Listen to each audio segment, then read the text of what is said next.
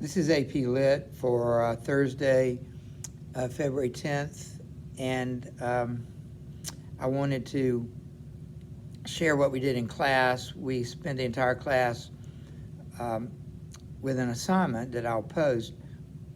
It's an analysis of the Whitman poem, When I Heard the Learn'd Astronomer, and it's accompanied by a prompt which asks the students to read the poem carefully, and then in a well-organized essay, I suggest at least an introduction and a conclusion separate in a body, discuss the feelings of the speaker and the devices the poet uses to convey those feelings.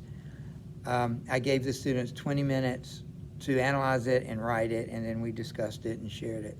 So I'm just going to briefly discuss our conclusions about both of those things.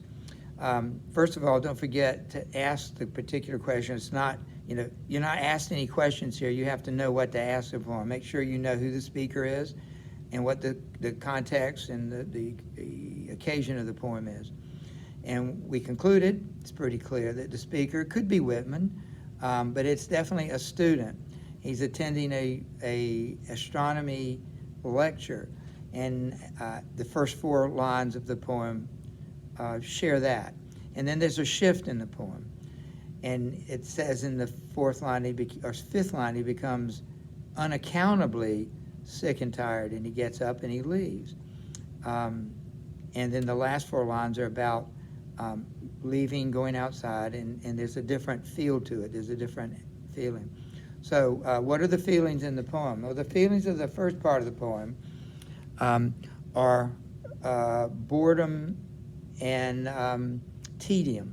That the speaker who gets up in the 5th line is clearly, the poet is trying to convey the idea that this lecture in a lecture hall was not pleasant for him. And so how does he do that? How does he convey that feeling of boredom and tedium? First of all, he uses anaphora, starts the first 4 lines with the same word, that repetition of the word when. That sort of gives us this feeling of, obviously it's repeated, but it creates that feeling of routine and repetition. And he also uses the technique of listing. He lists the kind of things that were being done in the classroom. Proofs, figures, columns that were arranged, orderly arranged. There were charts and diagrams. There was adding and dividing and measuring. So these 8 things, they're listed, and they continue to create that feeling of dullness and routine. That we pointed out that because of the listing, there are lots of commas.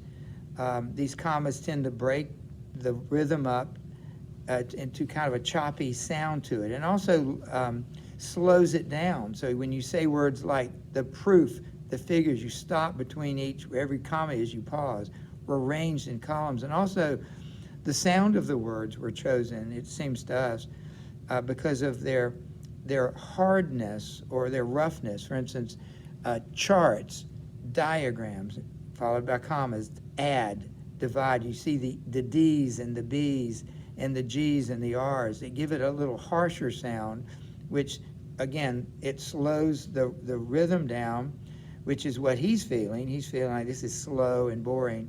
Even the middle line, the last line of the first part, is the longest line in the poem. When I sitting heard the astronomer, where he lectured with much applause in the lecture room. It's the longest sentence. Long sentences tend to suggest contemplation and meditation.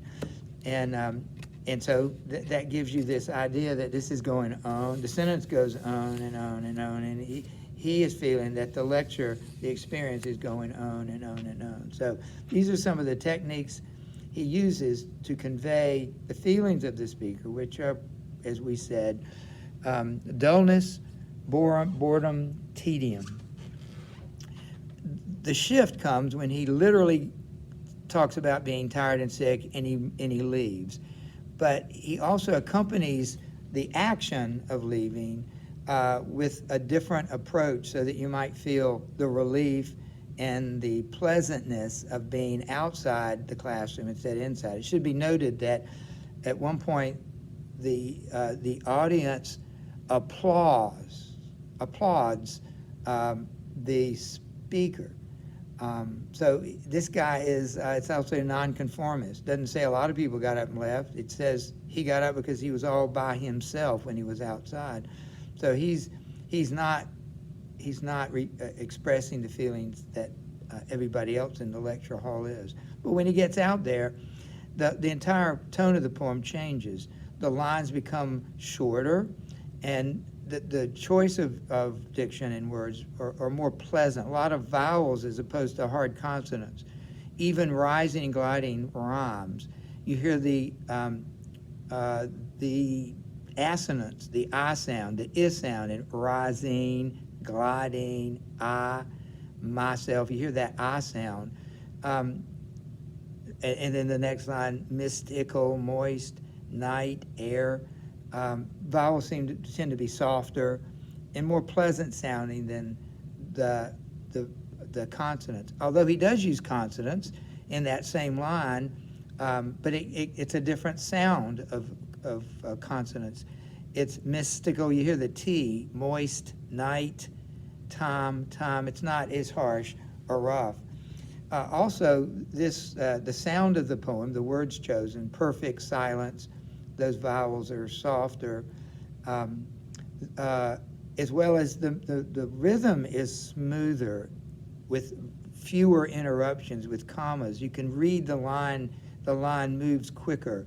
How soon unaccountable I became tired and sick, till rising and gliding I wandered off by myself, as opposed to when the proofs, the figures, were arranged in columns before me, when I was shown the charts and diagrams to add, divide, and measure.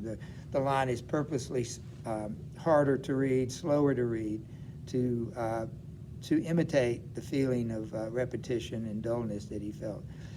So the second stanza, he's trying to make the whole experience seem more pleasant.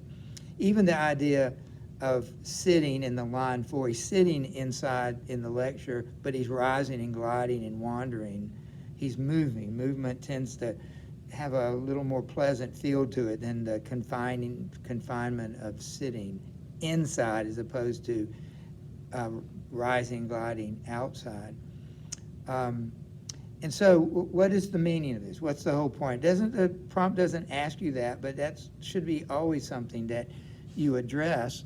And I think what the poem does, it presents two ways, in this case, to study stars. But we know that these two ways could be applied to anything on Earth. And those two ways are, one, you can learn from a teacher in a classroom in a formal teaching setting, or you could learn from experience on your own by your own observation. Whitman, or the speaker in the poem, clearly is advocating for the experiential, individual kind of learning, hands-on kind of learning, because of the way he structured and wrote the poem. The first, he's making it sound unappealing, whereas the second, he's making it sound appealing. We know, however, that these two are not mutually exclusive ways to learn anything. In fact, it seems like the most common kind of learning would be done by a combination of the two, experience and formal education. There are many things you cannot learn by experience. You can't learn the stars by looking at them, what they're made of, or how far away they are, or any of those kinds of things. That would be only the trained astronomer could tell you that. But he cannot tell you how these things make you feel. He cannot tell you the joy. He's not there to do that. The joy or the personal experience that you get. So a wise person would choose a third option, not one or the other, but a combination of the two, to approach learning anything. And so somehow you would, I think, incorporate as many of those points in your essay as you could. This is a short poem, and I gave the students 20 minutes. The AP exam, you'll have 40 minutes to do it, and I think they'll give you more to work with. I think it would be a little harder for some students to come up with 40 minutes worth of material for a poem this short. You'd have to really dig deep, which is something we're still learning to do. So the poem will probably be longer, give you more material to work with, or they'll pair this poem with another poem in which you contrast and compare. And you should want that, because the more you have to work with, the more you need to say. And my final point is, we talked about this in class today, when we have discussion, we often hear students say, well, it's all been said, or my thought was the same thing as somebody on the other side of the room. That's not an acceptable response when it comes to writing. You've got to come up with your own. And of course, you don't know what's being said or written when you're sitting down writing a poem. You can figure, however, that the first things that come to your mind are probably the first things that come to most people's mind. And not that you can't use those or shouldn't use them, but they're probably, after reading 30 essays, the same thing is said 30 times. The last time it's said, you're not going to get as good a grade as if you were the first person that was read, and you're the first person to say it. So we've got to get better at digging deep. If you want an A, or if you want a 4 or 5 on the overall test, or 8 or 9 on the essays, you're going to have to be able to dig deeper past the surface and come up with ideas that that are not initially easy to find. So I hope this is helpful. We'll talk to you later.